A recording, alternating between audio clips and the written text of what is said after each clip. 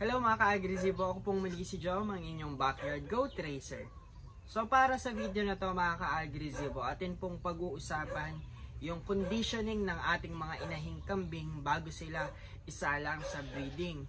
So ngayon mga ka-agresibo, ipapakita ko po sa inyo kung ano yung isusupplement nating vitamins at kung kailangan ba natin silang purgahin bago natin sila isalang sa breeding. Okay mga ka-agresibo, bakit nga ba natin kailangan i-condition yung ating mga inahing kambing at buck bago natin sila isabak sa breeding?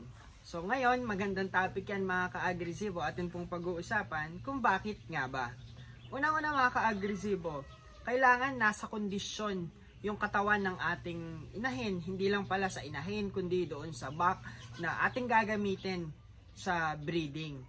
So para maibigay nila yung magandang anak, kailangan ibigay din natin yung kanilang pangangailangan. So paano natin gagawin yan mga ka-agresibo? Pwede po tayong mag-supplement ng vitamins na makakatulong po sa pagpapalakas ng kanilang immune system, anti-stress, at makakatulong sa good appetite at syempre yung fertility ng ating mga kambing, kasi paano sila makakapag-produce, paano makakabuo ng bata sa loob ng sinapupunan ng kambing kung hindi maayos yung fertility pa lamang ng ating mga alagang kambing. So, unang-una nating tatandaan mga ka-agresibo, bago natin isabak sa breeding yung mga inahin at yung ating bulugan, kailangan natin silang i-condition. Parang pag naglalaro na lang tayo sa sports mga ka-agresibo, bago tayo sumalang sa sports or sa anumang laro, kailangan nasa kondisyon yung katawan natin. Kailangan meron tayong proper training, yung pagbibigay ng vitamin sa ating sarili ay kinakailangan din para makapag-work ng maayos yung mga parts ng ating body system. So kinakailangan din pala natin mag-deworm mga ka-agresibo. Nang sa gayon, yung ibibigay nating vitamins sa kanila, yung ipapakain natin sa kanila, ay hindi sila magkakaroon ng kaagaw sa loob or sa labas ng kanilang katawan. Kasi nasasayang yung ibinibigay natin sa kanila pagka meron silang kaagaw. So kumbaga nagbibigay tayo ng supplement sa kanila, ng pagkain, ng feeds. Pero ang problema natin mga ka-agresibo, dahil meron silang internal at saka external parasite, nagiging kakumpetensya nila ito sa paglaki nila, pagganda ng kanilang katawan, at mga ka-agresibo, nakaka-apekto din to doon sa tinatawag nating stress sa kanila. Syempre, lalo na pagka meron silang kuto or ng garapata, hindi mapakalian mga ka-agresibo, kate sila ng kate at nagdudulot po yun ng stress sa ating mga alagang kambing. Kaya naman, napakagandang isabay ng supplementation ng vitamins sa pagdi-deworm natin sa ating mga alagang kambing. So ngayon, ano ba yung gagamitin nating vitamins at saka dewormer para sa ating mga alagang kambing? Una nating tatandaan mga ka-agresibo, pagka gagamit po tayo ng disposable syringe, wait lang, papakita ko sa inyo kung ano yung itsura ng disposable syringe. So ito, meron tayong disposable syringe dito, 5 ml mga ka-agresibo. So kaya tinawag silang disposable syringe mga ka-agresibo. After natin silang gamitin, i-dispose na po natin sila. So sa pag-dispose naman ito mga ka-agresibo, dapat nasa tamang pagdi-dispose din. Syempre, pwedeng makasakit ito dahil yung needle nila pwede pong makatusok sa atin pagka hindi po proper yung pagdi-dispose. So, sa disposing naman ito mga ka-agresibo, paano nga ba yung ginagawa ko? Pwede po tayong gumamit ng mga pinaglumaang bote na babasagin at doon po natin ilalagay yung syringe or yung needle ng syringe. Tatanggalin natin doon sa kanyang katawan at ise-separate natin, ilalagay natin siya doon sa babasaging bote para doon natin iipunin yung syringe, at pagka napuno na natin yung bote, pwede po nating ibaon sa lupa. At etong body naman niya, pagka hindi naman kumbaga hindi naman antibiotic yung ginamit natin, kung vitamins lang din naman yung pinagamitan natin doon sa katawan ng syringe, pwede naman nating i-disinfect, hugasan at ibabad sa mainit na tubig bago natin gamitin pagka magpapainom tayo ng dewormer, pag oral yung dewormer na ating ibibigay. So, in my case ngayon mga ka-agresibo, ang ibibigay kasi nating dewormer ay injectable. So, ivermectin po yung gagamitin nating dewormer. So, pang external parasite po siya. Lalo na ngayon, summer season mga ka-agresibo. So, sorry, wala pala talaga tayong summer tsaka rainy. Meron lang tayo dry at wet season mga ka-agresibo. So, yon, tandaan natin, pagka ginamit natin ito, wag na po nating gamitin uli. Para maiwasan yung infection at saka pag-transmit ng ibang disease mula sa isang kambing to another, so wag na po natin siyang i-reuse. So pag ginamit natin itong isang syringe, wag na natin siyang itutusok pa sa ibang kambing. For example, meron sakit yung isang kambing. Sabihin na natin meron siyang KAE or yung tinatawag nating Caprine Arthritis Encephalitis. So yun, nakakahawa yun sa mga kambing.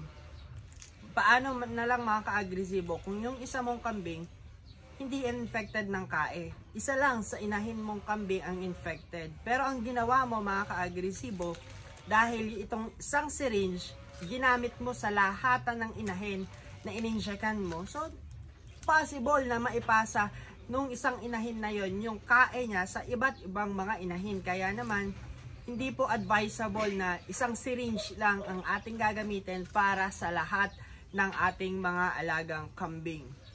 Ngayon naman mga ka-agresibo, ating pag-uusapan naman yung contamination doon sa ginagamit nating vitamins or antibiotic or dewormer. So para hindi makontaminate, syempre gagamit tayo ng iba't ibang syringe, itutusok natin dito.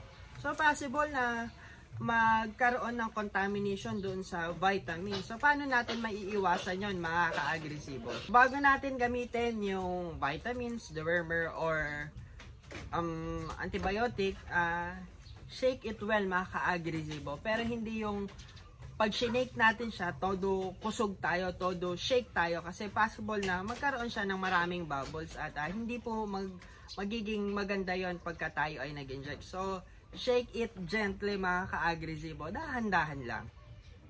Then, after natin ma-shake mga ka-agresibo, pwede, itong syringe na gagamitin natin, syempre tatanggalin muna natin yung pagkabalot niya at ihihiwalay po natin itong needle na to.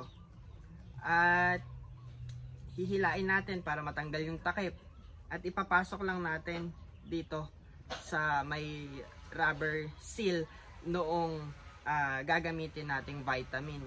So eto, maiiwan lang to dito hanggat hindi tayo tapos mag-inject ng ating mga alagang kambing. Nandito lang to. Ang gagawin lang natin, magpapalit-palit tayo ng syringe. Kukunin natin yung vitamin sa loob and then another syringe. So maiiwan lang to mga ka-agresibo. Ang kinagandahan pa, hindi magkakaroon ng maraming butas yung rubber seal. Ang kinagandahan nun mga ka-agresibo, ang advantage po nun, syempre pagka marami ng butas, pwedeng pasukan ng dumi. Ang kinagandahan, pag konti lang yung butas, so malilesen yung pagkakataon na pasukan siya ng dumi, kasi hindi naman natin mauubos itong vitamins na to kung kakaunti lamang yung ating bibigyan. Yung iba kasi hirap pagka kumuha ng vitamins dito sa bote. Ang pwede natin gawin dyan mga ka-agresibo, hilain muna natin yung handle niya. Makikita nyo magkakaroon siya ng space. So yung space na yan, meron pong hangin sa loob yan. Pwede nating ipasok na dito doon sa needle. Pagkalagay natin, ipupush lang natin. So yung hangin neto mapupunta doon sa loob ng bote. Magkakaroon siya ng pressure sa loob. And then pagka hinila na natin, mapapansin nyo mga ka-agresibo,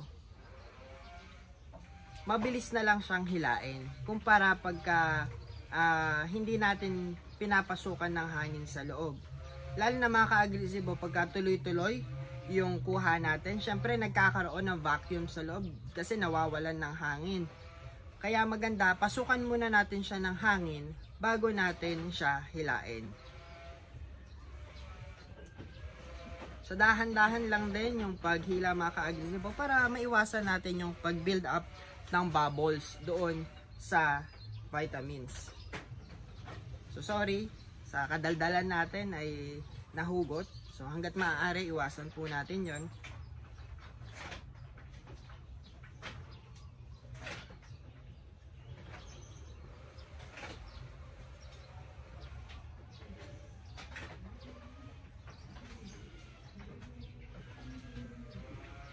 Okay, 5 ml ang ibibigay natin kada isang inahin mga ka-agresibo.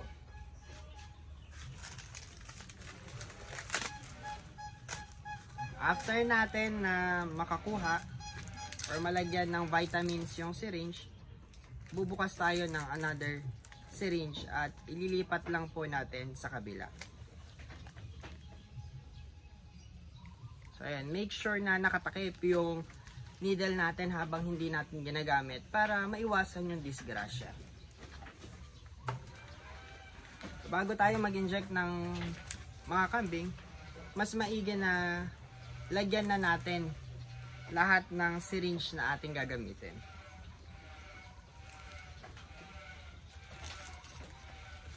So kagaya ng ginawa ko kanina, ulitin lang natin. Pasok tayo ng hangin sa loob at dahan-dahan lang natin kukunin yung vitamin sa loob ng bottle at tinatransfer natin dito sa syringe. So kakaunti na lang pala itong vitamins natin. So itong nga palang vitamins na gamit natin mga ka-agresibo, ito ay vitamin A, D, E.